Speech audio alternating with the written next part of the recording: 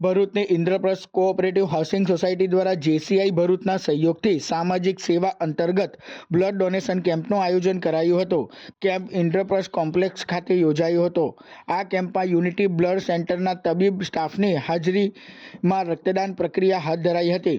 સોસાયટીના રહેવાસીઓ તથા શહેરના યુવાનોએ ઉત્સાહપૂર્વક રક્તદાનમાં જોડાયા હતા અને રક્તદાન કરી માનવતાની સુવાસ ફેલાવી હતી.